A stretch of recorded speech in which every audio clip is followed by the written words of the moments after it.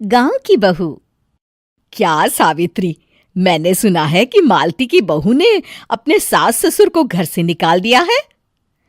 अब क्या कहूं, आजकल की बहुओं का कोई भरोसा नहीं है, कब क्या कर दें। मालती की बहू को देखकर कौन कह सकता था कि वो ऐसी निकलेगी। तू सही कहती है। आजकल की बहुओं को देख मुझे तो बड़ा डर लगता है। कहीं मेरी बहू भी ऐसी निकल गई तो।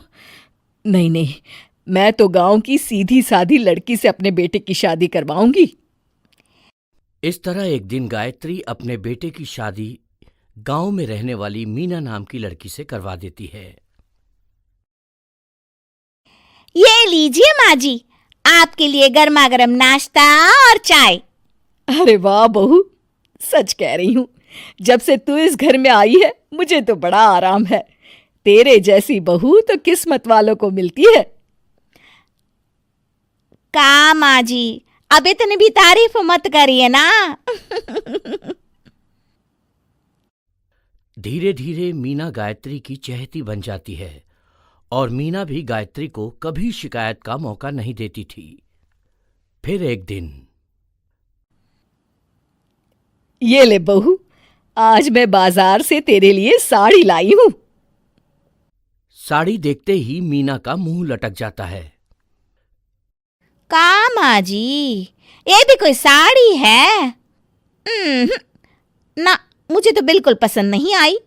अरे लाना ही था तो कोई अच्छी महंगी वाली साड़ी ले आती मेरे लिए। आप तो ये सस्ती साड़ी उठा लाई। मुझे नहीं ना चाहिए आपकी ये साड़ी, आप ही पहनिए इसे। अरे ये क्या बहू, तू तो आजकल कुछ ज्यादा ही नखरे दिखा रही है। मैं इतने प्यार से तेरे लिए साड़ी लेकर आई हूं और तू है कि उल्टा मुझे ही दो बातें सुना रही है। अरे माँ जी, आप अपने लिए तो बड़ी डिजाइनदार और महंगी महंगी साड़ियां खरीदती हैं और मेरे लिए ये सस्ती साड़ी ले आई। आप समझती हैं कि मैं गांव से आई हूं इसलिए मुझे कुछ नहीं पता। हाँ, अरे कुछ नहीं, तुझे शहर की हवा लग गई है बहू। इस तरह दोनों सास बहू में रोज किसी न किसी बात पर लड़ाइयां शुरू हो जाती थीं। एक दिन गायत्री अपनी कुछ सहेलियों को अपने घर चाय पर बुलाती है। अरे बहू, मेरी सहेलियों के लिए बढ़िया चाय नाश्ता तो बना दे। अरे माँ जी, अभी ना मेरे पास बिल्कुल भी समय नहीं है। मुझे ब्यूटी पार्लर जाना है। चाय नाश्ता आप ही बना लीजिए। हाँ, तू कब से ब्यूटी पार्लर जाने लगी है? शहर आए 2 दिन नहीं हुए और देखो महारानी के नखरे शुरू हो गए। बस भी करिए माँ जी, आपसे बहस करने के लिए मेरे पास ना बिल्कुल टाइम नहीं है। आपका क्या है, आप समझती हैं कि मैं गांव से आई हूं तो मुझे कुछ नहीं आता, और आप जो रोज रोज मुझसे मेहमान नवाजी करवाती रहती हैं नौकरानी की तरह। मीना के कमरे में जाते ही, अरे ये क्या गायत्री, तू तो अपनी बहू की बड़ी तारीफ कर रही थी, लेकिन ये तो तुझे कुछ समझती ही नहीं।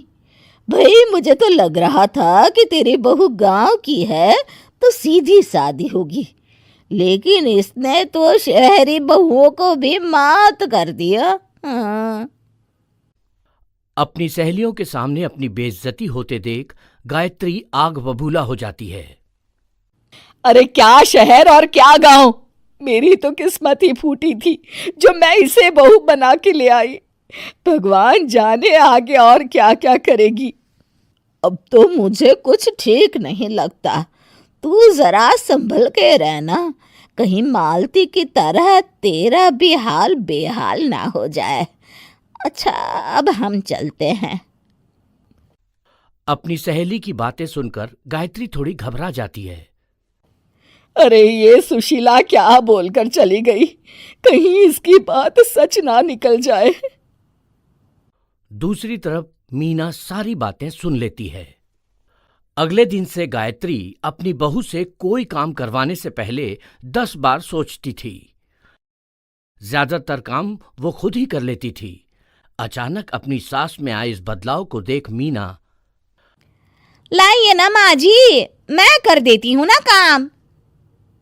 एक बात पूछूं माँ जी, आजकल ना आप बड़ी चुप चुप सी रहती हैं और अब मुझसे झगड़ना तो दूर, मुझसे खुल के बात तक नहीं करती आप। कुछ नहीं बहू, ऐसे ही। मीना अपनी सास की मंशा भांप जाती है और मुस्कुराते हुए कहती है, अरे माँ जी, चिंता मत करिए, मैं आपको घर से नहीं ना निकालने वाली। ये डर आप अपने मन से निकाल दीजिए। अरे छोटे मोटे झगड़े तो हर घर में होते रहते हैं, चाहे कुछ भी हो जाए, आप मेरी सासू माँ हो। मैं तो जिंदगी भर आपकी सेवा करूंगी माँ जी। अपनी बहू की बातें सुन गायत्री को एक प्रकार का संतोष होता है और उसकी सारी चिंताएं दूर हो जाती है। गायत्री अपनी बहू को गले लगा लेती है। मुझे माफ कर दे बहू, मैं तुझे गलत समझ बैठी थी। कोई बात नहीं माँ जी, ये ना घर घर की कहानी है। हाँ,